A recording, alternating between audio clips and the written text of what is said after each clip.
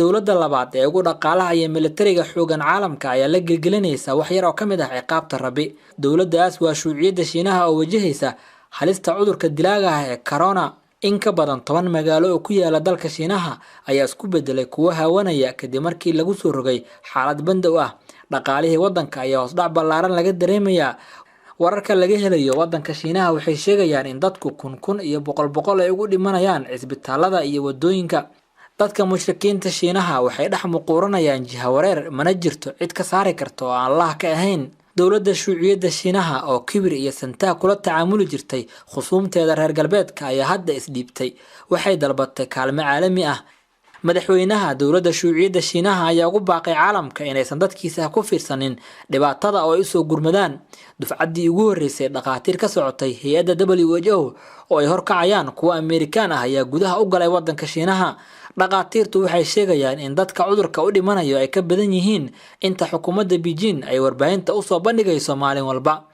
ila wareedi ayaa sheegaya in dadka cudurka corona u dhintay ay ka badan yihiin 10,000 oo qof Shiineys ah. mucaaradka Shiinaha dibad joog ah waxay sheegayaan in maalin walba ay 10,000 u dhintaan cudurkan. dowladda Shiinaha ayaa guddi amni u saartay la tacaamulida dadka cudurkan oo halakeeyay. guddigan ayaa qaabilsan in la gubo waqtiga kuwa halagsamay si aysan warbaahintu ogaanin. waxaa la sheegayaa in mashiino ku shaqeeya koronto aad u xoogan lagu gubayo meedadka dadka maalin walba u dhimanaya cudurka, taas oo gacan ka geysatay in Shiinuhu warbaahinta caalamka ka gado in dadka cudurka u dhintay aysan ka badnayn 1,020 qof. warbixinada rasmiga ah ee soo baxay waxay sheegayaan in sababta cudurkan uu gaalada Shiinaha ugu faafay ay yihiin iyagoo cuna xayawaanaadka cunistooda Allah uu xarimay. gaalada Shiinaha waxay ka mid yihiin bulshooyinka ugu dhaqanka xun adduunka. waa gaala cunaya wax walba oo dhaqaaqa, xataa waxay cunaan waxyaabaha aysan dugaagtu cunin sida kabaliga iyo wax ka sii daran. baarayaal caafimaad waxay sheegeen in isha cudurkan ay yihiin hilibka xayawaanaadka sida jiirka iyo kabaliga. فالثعابين والكلاب والقطط والخفافيش والفئران والحشرات أطباق مفضلة لديهم، بل أكثر من ذلك إذ يتناول بعض الصينيين لحوم الأجنة البشرية المجهضة. eeyaha bisadaha kabaliga dooliga iyo xasharaadka waa cuntada ay ugu jecel yihiin dadka Shiinayska ah. intaasi waxaba ka sii daran qaar ka mid ah dadka Shiinayska ah waxay cunaan hilibka bini aadamka gaar ahaan ilmaha dhiciska ah. arrinta la yaabka leh ayaa ah in waxaasoo idil cunistooda ay u arkaan kuwa ay nasiib ku helayaan. ويؤمنون بأن تناولها يجلب الحظ. Allah ayaa muslimiinta Turkistaanta bari uga arguday xasuuqa uga imaanaya gaalada Shiinaha. dad badan ayaa aaminsan in ducadii muslimiinta la aqbalay oo habaarkoodii uu ku dhacay gaalada Shiinaha inta dhimanna ay ka sii daran tahay kana xanuun badan tahay.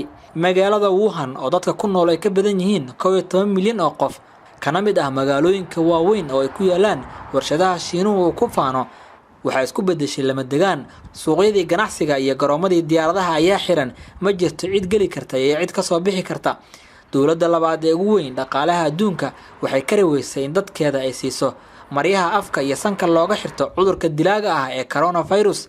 الصين التي قال رئيسها يوما ما من قوة يمكنها أن تمنع الشعب الصيني من المضي قدما، فأصابها ما أصابها لنرى بأعيننا بأن الإنسان مخلوق ضعيف. Shiinaha oo uu madaxweynahoodu markuu hadaaqay inaysan jirin awood shacabka Shiinaha ka hor istaagi karta in yoolkiisa gaaro, balse wixii ka raacay la wada arkay. indhaheena waxaan ku arkaynaa sida uu bini aadamku daciif u yahay, awood oo dhan ay Allah keligii u sugan tahay. Shiinaha oo markii hay'adaha u dooda xuquuqda aadanuhu ay ka hadleen gumaadka uu ku hayo muslimiinta iyo guurka ku jawaabtay inaysan jirin cid soo fargelin karta arrimihiisa gudaha ah, balse maanta waxa uu dhammaan dowladaha caalamka ka baryayaa inay soo fargeliyaan si loo badbaadiyo. halkaas soo cibro kuma jirto. Shiinaha oo si xaqdara ah xiriyo ugu takooray in ka badan 5 milyan oo muslimiinta iyo guurka ah, balse maanta dunidii oo dhan ay takoorayso dadka Shiinaha ah iyagoo laga cabsanayo inay cudurkana dilaaga ah dadka qaadsiiyaan. halkaas miyaanay cibro ku jirin. Shiinaha oo xabsi aad u weyn u samaystay muslimiinta iyo guurka, balse maanta shacabkii Shiinuhu xabsi qasab ah ayay ugu jiraan guryahooda iyo magaalooyinkooda. miyaanay arrintaasi cibro ku jirin. Shiinihii muslimiinta iyo guurka ka mamnuucay inay si xorriyad leh u safraan, balse maanta qof walba oo Shiinaas looma ogola inuu safro arrintaasi miyaysan xibro ku sugnayn.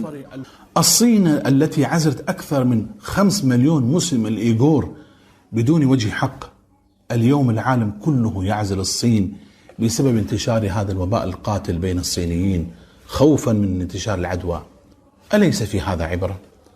الصين التي صنعت معتقلا ضخما للإيغور المسلمين، والآن بات شعب الصين يعيش الاعتقال في مدينته وفي بيته مجبرا. أليس في هذا عبرة؟ aan dib idin xusuusino qayb yar oo ka mid ah gaboodfallada shiinuhu ku hayo dadka muslimiinta Turkistaanta bari.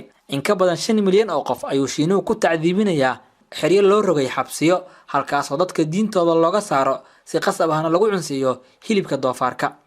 حسب تقرير الأمم المتحدة تعتقل السلطات الصينية المسلمين وتضعهم فيما تسميه مخيمات إعادة تأهيل. sida lagu sheegay warbixinta ka soo baxday qaramada midoobay, maamulayaasha Shiinaha waxay xiraan muslimiinta waxayna u taxaabaan waxay ugu yeereen xeryaha dhaqan celinta waxayna u geystaan tacdiibin nafsaani ah iyo mid dhanka fikirka ah.